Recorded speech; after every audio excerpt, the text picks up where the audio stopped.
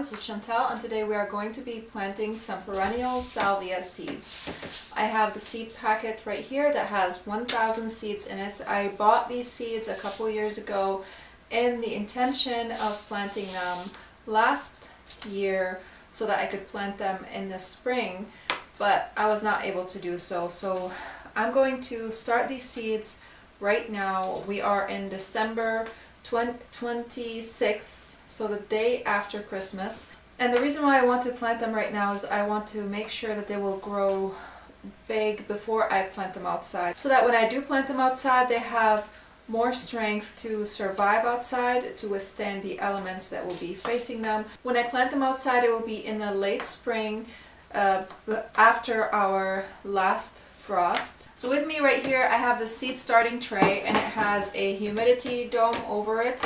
It has a wicking mat and this structure that the wicking mat sits over, and this tray that catches the water. This tray is really sturdy, and I've been using these for several years now, and I really love them. So if you guys are interested in these trays, I will leave a link for them in the description box below. And I have soaked this tray along with the wicking mat and the structure that the wicking mat sits on in bleach water for 15 minutes, and then I rinse them really well, and that's just to disinfect them from any bacteria that could be living there, or mold, or from any insects that could have been harboring in this tray. Because I did have an infestation of aphids in the area where I grow my plants indoors, and I want to make sure that everything is well cleaned. I went ahead and did the same for this one right here, which is the humidity dome, because I just want to make sure that everything is clean and there are no insects in here, because I don't want to have to deal with it again. I will not be putting these in on my grow light stand after I plant them, because I do have to disinfect that whole area. I have to clean. I still did not get to cleaning that area, unfortunately, because the growing season is super busy, and I think now after Christmas I will be able to do that, because you know, after the growing season you have the harvest season, and then you have to can all the things, so it gets super busy, and I feel like now I will be able to do that. So I just have to disinfect everything, make sure to wipe everything with Clorox wipes or a bleach solution, just to make sure that if there are any aphids in there or any bacteria or anything that's living in that place, that it will all die. And I will also toss any remaining dirt that was there and clean up any equipment that are on the light stand, or any pots or anything like that. So I will go through that process in a different day. I don't think I will film that for you, but right now I want to be starting these seeds. So I have 3 of this seed starting tray, and each of it, I'm missing the top. How did I miss the top? Where's the top? I disinfected 3 of them and I have no top. The cells where the plants go, I need to go find that. Anyways, so I will find the top, and then we'll continue with this process. I will have to disinfect the top as well. But I have 3 of these. I just want to talk a little bit about this. So I have 3 of these trays, and each tray holds 24 cells in it. Once I find the cells, then you'll see that. And my plan is to plant this salvia all around the apiary, with exception for the area with a border where the vegetable garden is. So the salvia is going to be surrounding the apiary on the outer border, not the inside of the vegetable garden. On the inside of the vegetable garden, my plan, up against the wall of the apiary, my plan is to plant lavender in there, so that I can cut from it for distillation, or for whatever uses I want to use it for, maybe for lavender sachets, or for lavender tea, or anything that I want to use it for. I will be able to do that because it's on the inside of the vegetable garden and it's less seen that way. I'm pretty sure I will have a hard time doing that just because I enjoy seeing lavender so much and I enjoy its smell. But I do want to have some lavender for both culinary and medicinal uses, and having it on the inside of the vegetable garden that would allow me to use it and not feel bad because I'm not cutting any blooms off and taking away from the look of the garden. Now this salvia, like I said, is a perennial salvia. We live in zone 5, and I believe when I bought these seeds, I don't remember, but I'm hoping that I bought them for I bought plants that would survive in our area, because I'm going to be planting a whole lot of plants. If each cell tray holds 24 plants, I'm going to be planting 72 plants in here. Now I will be planting more seeds in each cell. According to the pack, it says to plant 3 seeds in each, to sow 3 seeds together, just to ensure that you will have a proper germination. And I'll do that because that's what the packet said, and just in case if the germination rate is not that great.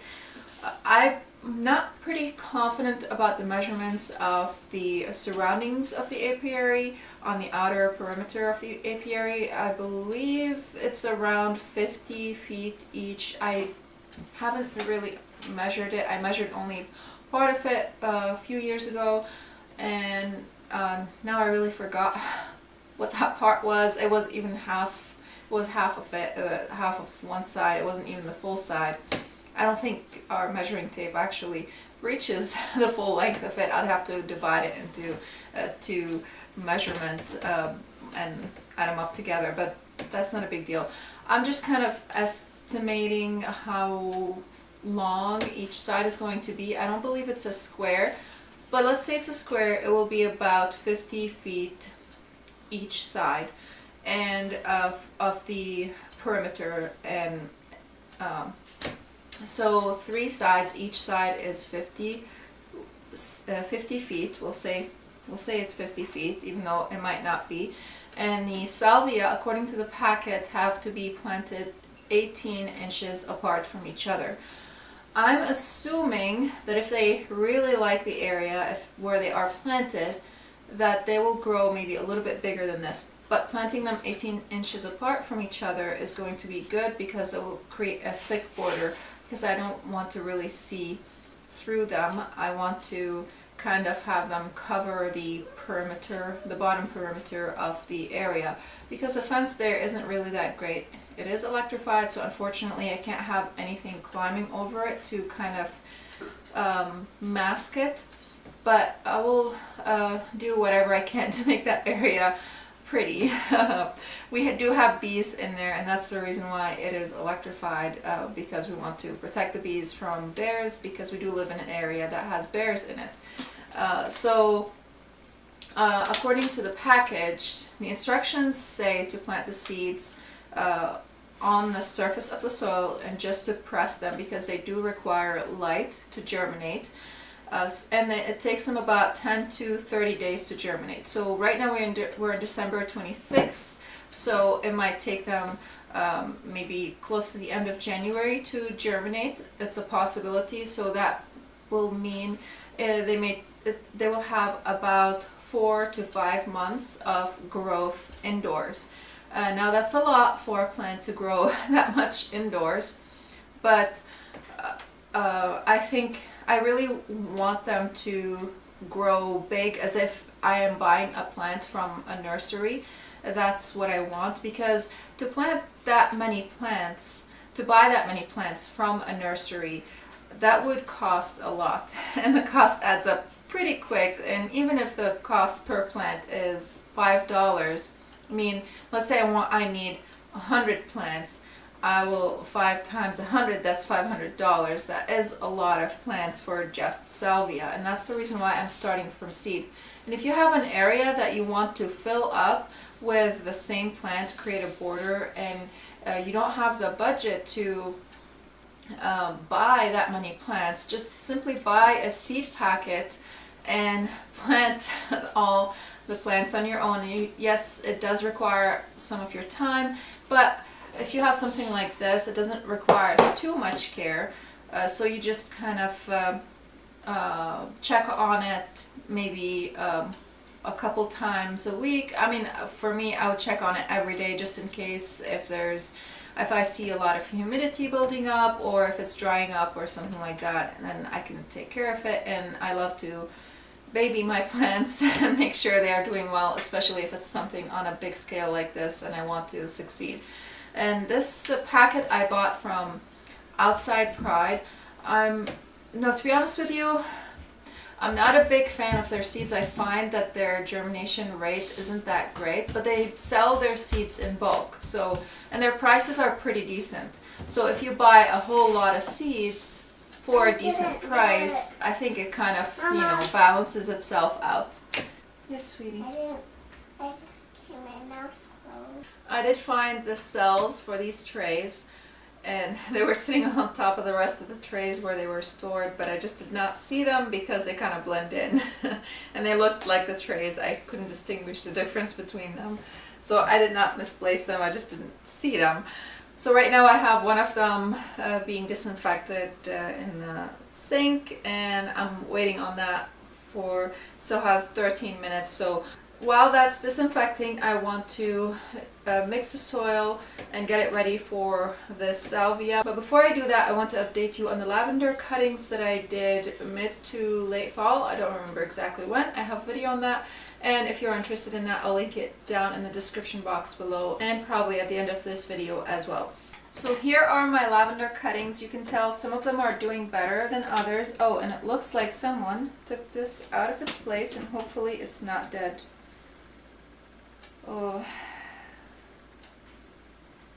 still looks alive. Hopefully it comes back to life. This one looks like it's dead, so I'm going to take it out. Unfortunately, these kept getting knocked off because I do have them in front of our door, and there's a curtain at the door, and it just, whenever people would be closing the curtain, it just kind of drags the lavender cuttings with the curtain. So I should keep it away from the curtain, but I try to push it close to the door so that it can receive as much sunlight as it can. So I'm hoping this one doesn't die over here. We'll see. So I have 24 cuttings over here. I did lose maybe 3 of them because I did put 3 extra ones, but the rest that are in here look pretty good. Some of them look better than others, like this one right here looks really good. This one over here looks really good. They are starting to put on growth. There's not a lot of root action. I don't want to pull one because I don't want to damage the roots, so I can't really fertilize them yet, but they are putting on growth, so that's a good sign. I will keep them in here and just keep monitoring them, and every now and then I just remove the cells out of the tray because I do have water down there, and I don't want them to wick too much moisture because lavender does not like to stay in really boggy soil. So I want to give them the chance to slightly dry out. I don't want them to dry out completely, but I do want it to be semi-moist. Otherwise, they might rot out. See a bug over here. And when I see that the soil is starting to dry out a little bit, I put it back on the mat again so that it can absorb water. I don't ever let it dry out fully on the surface, and I have removed the dome. I don't believe they need the dome anymore, and actually, now I'm thinking about it, remembering what happened, I did not put the dome on it because I was trying to find the rest of the domes, because just with the busy season, things kind of I just kind of removed things quickly, didn't think where I was putting them. I didn't really know where I put them, so I didn't have the dome on it, but they still did really well. And I was also a little concerned that some of them were tall, so I didn't want to have them touch the dome. and cause any mold or decay on them. Now some of them, because they are too tall, they are drying out at the top, but I'm just going to leave that, and then once I start seeing growth at the bottom, which I do see some over here, but I want to see them push a little bit more growth, and then I will cut the top off so that they can push more growth out. These two over here are bloom stalks, and I wasn't sure how they would do, but they are producing some growth on them, and they're actually growing. These are just the clippings from the plant that are not bloom stalks like all of these, but the tall ones are the bloom stalks, and they're doing great. I mean, they surprised me. I wasn't sure if I'll actually get anything out of them, but they're surviving and they're pushing growth. So I'm really happy with them. Again, I'm not going to fertilize them until I see a lot more action on them, and then I'll start fertilizing. Right now I'm just gonna leave them be. And also lavender doesn't really need tons of fertilizer. What I want to fertilize them with is something that would encourage root growth. So that would be phosphorus, and also a tiny bit of nitrogen, just so that they can put a little bit more growth on them. But really what I really want them to focus on is the root development. So I will be giving them some phosphorus and also some calcium and potassium, just so that they can have a better cell structure. My concern with giving them too much phosphorus is that they might push blooms on them. So I won't give them too much, but just enough to put some root growth on them. And again, a tiny bit of nitrogen as well. So yeah, this is the lavender. I want to bring you just a little closer so that you can see what they look like right now close up, because I don't know if you were able to see them well from the close up I gave you earlier.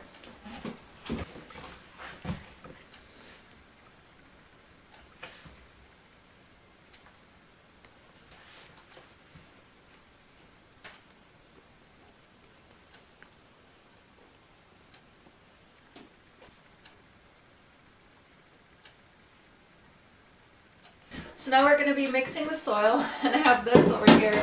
This is actually, I believe it's an old fridge drawer, but it came with the house. It was in our basement closet, and we have been using it to just store miscellaneous things in it. But I was looking for something to mix the dirt in before I add it into the cell trays, and I found this, and I think this would be a really good thing to use to mix the dirt in, because it's deep and it allows me to put a lot of dirt in here, and also I have room for my hands to put them in and mix the dirt.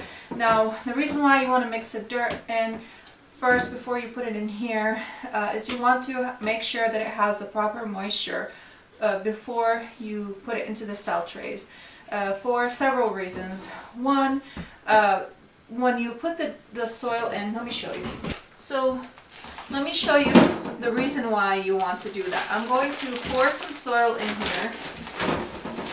I'm adding hopefully enough dirt for 3 cell trays. So the dirt, as you can see, I mean, this dirt is a little bit on the moist side, but a lot of the, I called it dirt, but it's potting soil. A lot of the potting soil that you get, the bagged potting soil, a lot of the times it comes out dry, like super dry, to the point that it cannot absorb any moisture. It actually repels moisture. So the reason why you want to mix it in with some water before you add it into the cell trays is you want to make sure that you kind of like break up the repellent, the ability, you want to stop it from repelling the water. So when you mix it in with the water, you're kind of agitating the dirt and you're forcing it to absorb the water. I don't know if you're breaking up any cell walls or anything like that. I'm not sure. That's probably not true, but it doesn't really matter. What matters is you want to make sure that the dirt has the ability to absorb the water. And you want to get it at least to that point before you add it into the cell trays. What I like to do is I like to add enough dirt to where when I hold it, it holds together and it doesn't fall apart. Now this dirt, when I push it together in a clump like this, it's going to, you see it is falling apart. It's not really holding together. So that's not moist enough for the seeds to germinate. So I like to make it moist enough for the seeds to germinate so that I don't have to add water into the cell tray at this point. And so I'm going to add enough water so that when I squish it together, it's going to hold together and not fall apart. But when you do drop it, it will drop and break apart at the surface once it hits the surface. This mixture seems to have, sorry, it's my timer for the cell trays. I forgot what I was saying. But I'm going to remove any big piece that I see over here because we don't want these in the cell trays. And let me show you the cell trays, what they look like, because I have mine cleaned up. And this is what it looks like. You have 24 cells in there, and each cell has a hole in there to, well, it has 3 holes, 1 large hole and 2 smaller holes for drainage and for water absorption. So the cell trays would sit on the mat and absorb the water from the mat. And the mat wicks the water into the cell trays. So it's a really neat system and I love it so much. And since I tried trays like these, I really fell in love with them because it just makes the process so much simpler. I've tried different trays before. I don't know if these were out at the time or not, but they were super flimsy and they would break down very quickly, and you need to buy them every season because the plastic was not great. I can't actually find these trays anymore. I don't know what brand they were, so and it doesn't really matter. But this tray is from Gardener's Supply. Or gardeners.com, and they also do supply some potting mix, but I will put the link for this. They also sell them on Amazon, so I'll just put a link for this, and you can buy a whole kit with this and the seed starting mix, and I'm not sure what else it has in it. I forgot, maybe some plant tags or something like that. I don't know. Alright, so I'm going to move the seeds aside so that they don't get wet. And then I'm going to grab some warm water and we're going to moisten this soil with some warm water. And some people like to add hot water to kill any bugs that are in there. I might do that just so that just in case if there are any bugs in there, because I feel like the seed starting mix that I got last year had some bugs in it, and I think that's the reason why I had the problem with the aphids. So I probably should just add hot water. I don't know if that's sufficient enough to kill it. You could probably bake it in the oven. I don't know, what's the temperature to bake it at?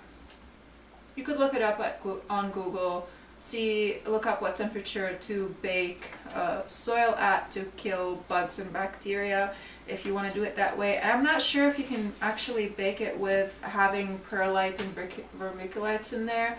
I don't know if that's safe.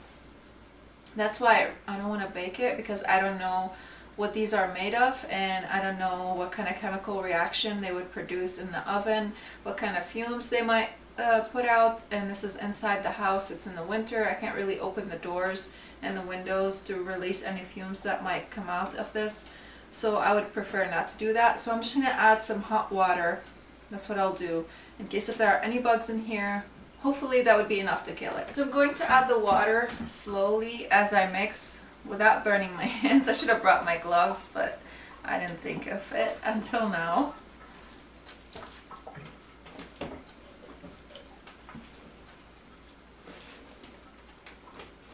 I don't want to add too much water because you can't take it out once you add it. I mean, it will eventually dry out, but it will take it a long time to dry out, especially we are in the winter and things take a lot longer to dry out during the season, and you don't want the seeds to rot. You just want enough moisture to have the seeds to germinate.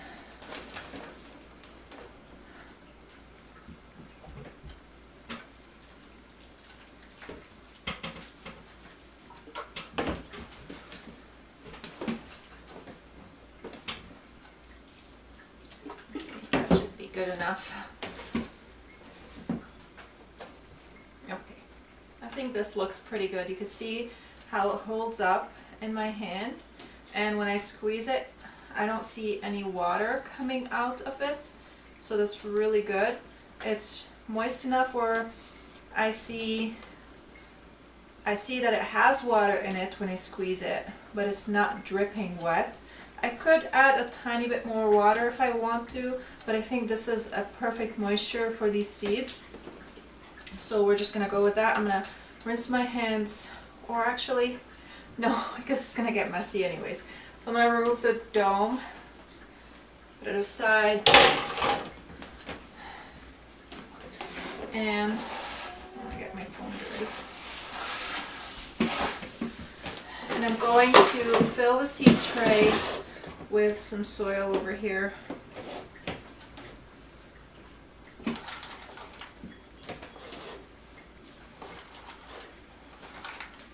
Oh, I didn't talk about the other reasons why you want to mix the water with the soil before you add it into the seed trays, and that's to eliminate any air pockets, because when the soil is dry, you're more likely to have air pockets in the soil.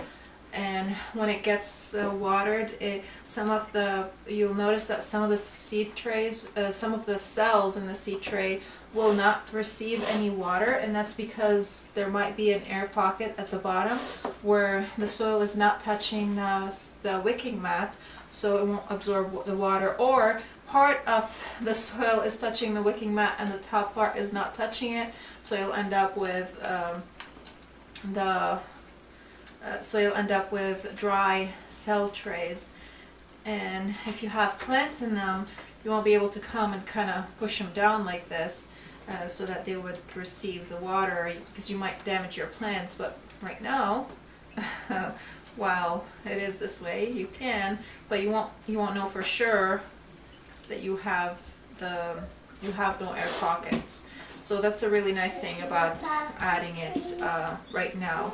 It also allows you kind of to feel the soil and to know whether you have any big pieces that you should remove from the soil. It just makes it a lot nicer, and you kind of get to gauge the moisture that you want the soil to be at. Yes, sweetie? So as I'm filling the seed trays, I'm talking. Yes. Can I tell something? Yes, just be careful, don't trip over this. I'm going around it. Okay. What is it? What's in here? Soil. You're gonna get your babies dirty. Be careful. I'm not gonna put it in here. Yeah, you should go to the living room and play over there, okay? Okay. Just be careful, don't trip. Okay. So as I'm putting the soil in here, I'm also pushing the soil into the seed trays. Not super hard, but hard enough where it would make sure that there are no air pockets, and that it's as I'm pushing the soil into the cells in the seed tray, so that just to make sure that there are no air pockets in there, and just to make sure that the soil is going to be touching the wicking mat and is going to be absorbing water from the wicking mat. And you want to do that to all the cells to make sure that you don't have any cells that would dry out. And I'm hoping that all 24 cells in each tray would actually make it and would give us some plants. And I will be keeping only one plant in each cell, because they are going to be inside for a long time, and I don't want to have to propagate a whole lot of plant. I mean, it's going to be 72 plants if each cell makes it, so I will have to propagate them into bigger pots, but having that many pots indoors is going to be a little bit of a hassle to care for, but I'm okay with that, because I really want these, and like I said earlier, it's really expensive to just buy these plants fully grown from a nursery, or even just partially grown in a quart container. I mean, earlier I said $5 for each plant, but I doubt it's only going to be $5. This is a salvia, especially if you want to get a good variety. It's going to be really expensive, at least $7, I would think. So it adds up quickly when you are planting that many plants. I think I paid about between $4 to $6 for the whole seed packet, and it has 1,000 seeds in it. Again, they suggest to plant 3 to 4 seeds per cell. So I'm going to plant 3 seeds per cell just to make sure that I will get a good germination. And also, these seeds are 2 years old in my house, so since I bought them. So I'm not sure what kind of germination rate they have on them because I never really tried planting them yet. So we'll see. I'm hoping that I don't need all of these around the apiary, and I'm hoping that I will have extras to plant around the garden because I have a few places where I would want some, where I would love to have some salvia plants, and like for example the flower bed under our deck that desperately needs some salvia plants in there because all the colors that I have in there are really pale, like whites and pinks, and I would love some purple in there. I ordered a few years ago some balloon flowers in purple and they came in white. That wasn't the color that I wanted, and the balloon flowers aren't doing that great in that area. I think I need to move them somewhere else, and if I plant some salvias in there, I'll be able to plant them where the balloon flowers are, and I think they would look really pretty, especially because I have a peach colored rose. I don't know the name of the rose, but I think the purple salvia with a peach color of the rose would look very beautiful together. Salvia is in the sage family, so I'm not sure if this type is edible, but it's possible that it is, but that's not why I'm planting it.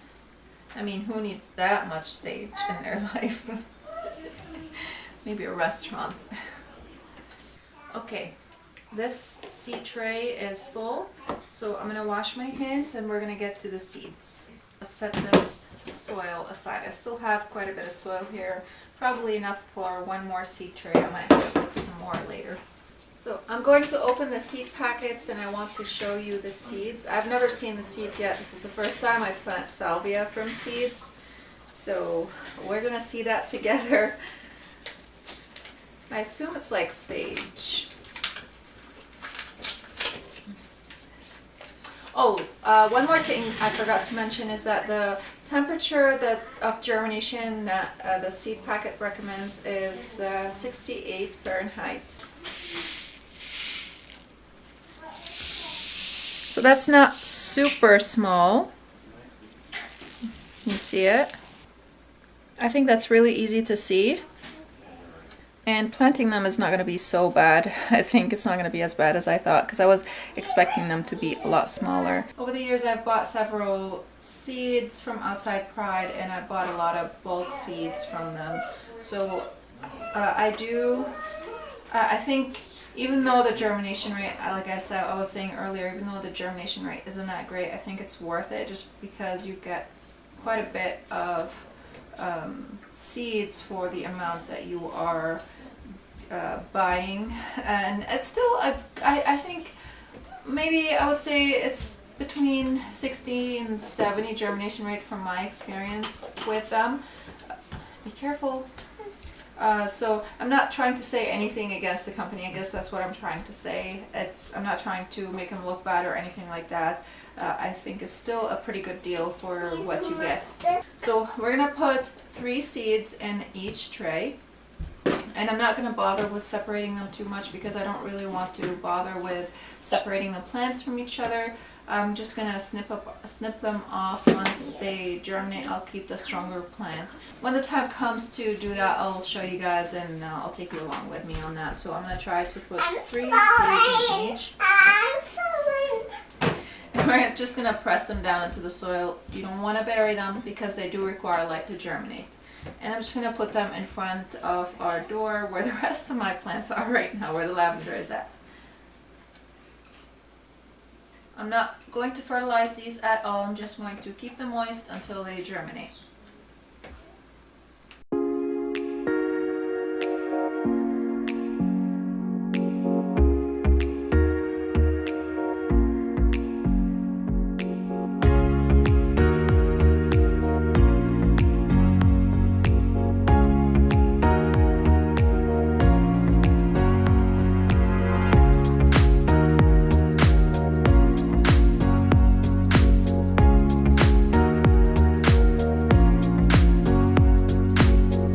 Some cell trays got 4, not 3, but that's okay. I'm pretty sure I have enough for the rest of the trays. I have 2 more trays that I need to plant. I won't do those on camera. I'll do them after I'll do them after I finish filming this video. So the reason why you want to press the seeds into the soil is so that the seeds can absorb the moisture from the soil and then they can germinate, because if the seeds have no moisture, they won't be able to germinate. Also, you want to make sure that the seeds do not dry out at any point of time. So even though right now I do not have water under this in the tray, I need to make sure that the seeds are moist. The way how I do that is by using this continuous mister. And I really, let me make sure the seeds are not gonna get wet. There we go. I really love this. Okay, so you gotta pump it a few times. I really love this continuous mister because it's doesn't spray super, like it doesn't do big droplets of water like just any mister that you would buy from Dollar Tree or from the grocery store. It's an actual mister. This is actually for hair, but I got it for my plants because some plants do require it, and also for this. Now I can keep it just pressed, whoops, and it would spray for, used to spray for longer. I think I have some clogging down there at the bottom, so I need to clean it because I haven't used it in a while. But that's how I will keep them moist until they germinate. Once they germinate, then I'll be able to put water in the tray, and I want to make sure not to get them again super wet, like soaking wet, because when they do germinate, even though they do have roots, they're not going to have these gigantic roots. So you want to kind of keep track of how much moisture they are absorbing, and if you see that they are getting super moist and they might have some mold at the top, you just either take it off of the tray and put it somewhere where you won't mind this touching the seed tray, the cells touching, because they do have dirt, or just kind of tilt it a little bit so that it's not sitting in the water. And now I'm going to cover these with the dome, and I'm going to keep it on the cell tray because I want to keep as much moisture as I can in here. And once they germinate, you want to remove this. Once all the seeds have germinated, you want to remove the dome just to not encourage any mold or any bacteria from forming.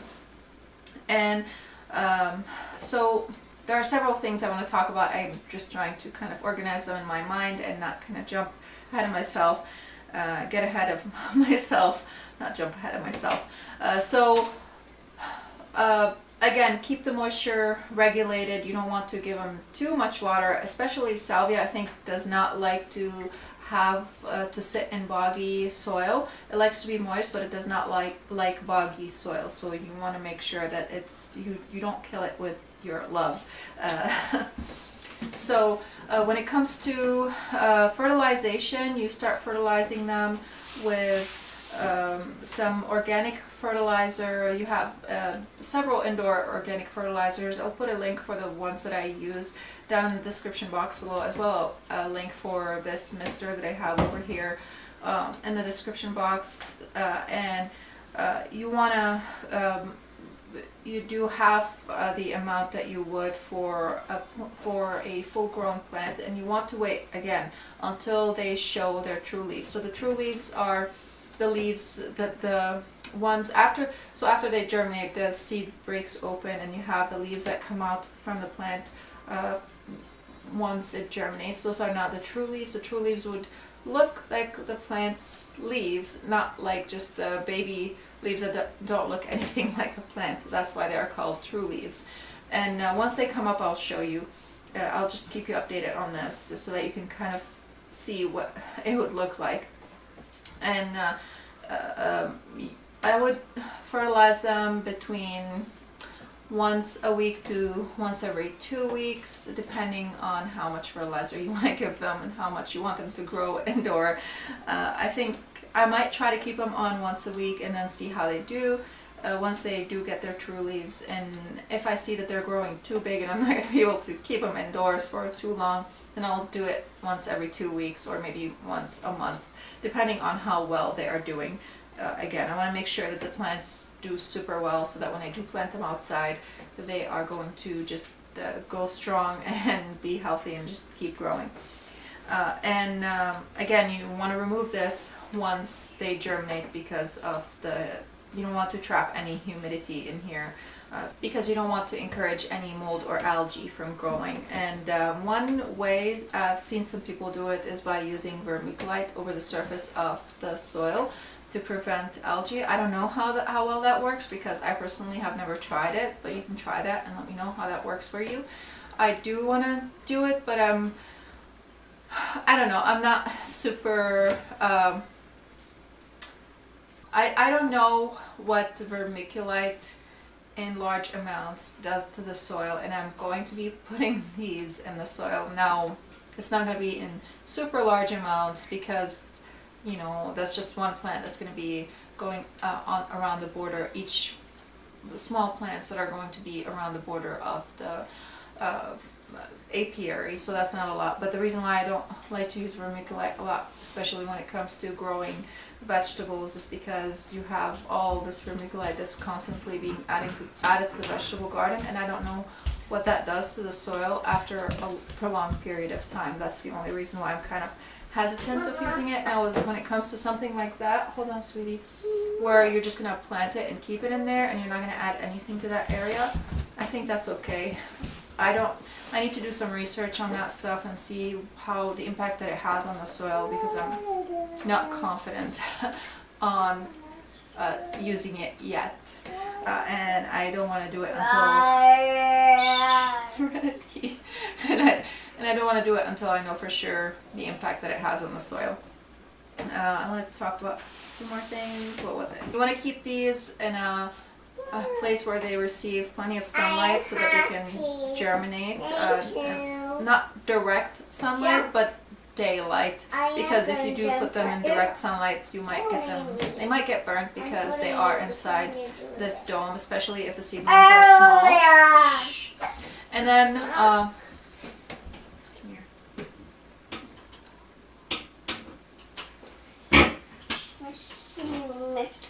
She does have crazy hair.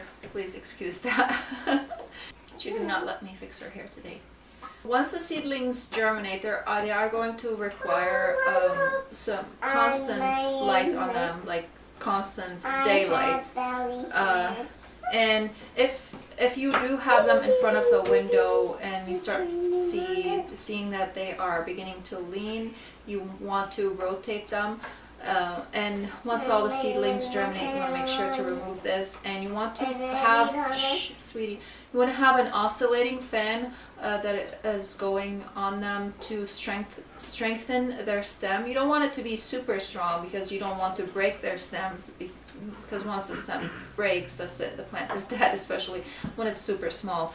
But you want to have a gentle oscillating fan going over them so that the stems strengthen, and also it eliminates the possibility of mold. Not eliminates, but minimizes the possibility of mold, because you are drying the surface of the soil. Because when the surface of the soil is wet and you do have light over it, you can get mold and algae on the soil.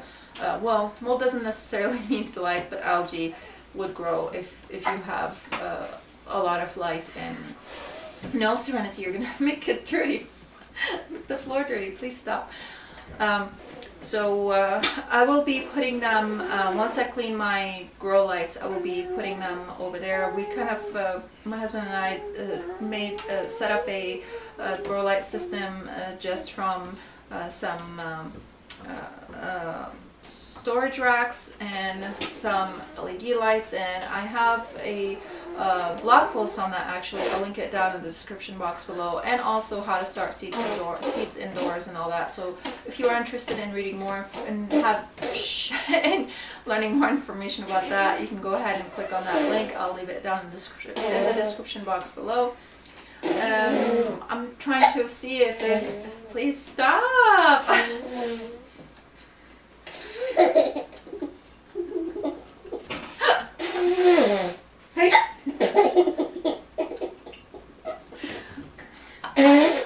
I don't know if I forgot any information. Honestly, I can't think right now. She's too distracted.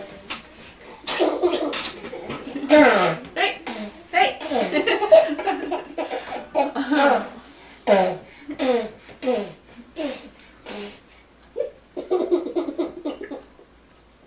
Oh, yes, one more thing I wanted to talk about.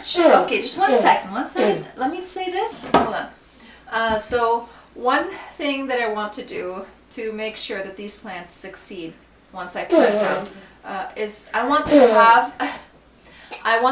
to set up an irrigation system before I plant them outside, and I will show you how I'll do that. I already have an irrigation system set up in that area, but it's not connected to the area where I want to plant the salvia. And the reason why I want to do that is because I want to make sure that these plants will get the moisture that they need at the time that they need it. And I will hopefully be installing a timer for it as well, so that I don't have to keep worrying about turning the water on and off and forgetting to give them water or forgetting to turn off the water, because that happened several times with me last season. And I do have a couple timers that I bought last season, but I didn't have the chance to install them. So that's one main thing that I want to do to make sure that these plants succeed. Now also keep them on.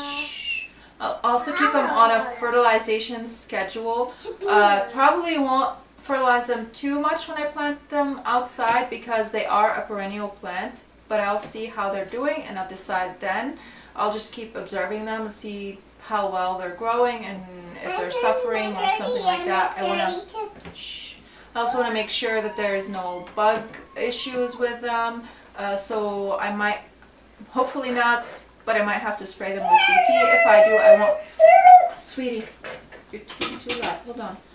If I do have to spray them with BT, which is an organic pesticide, it's a soil-borne bacteria that kills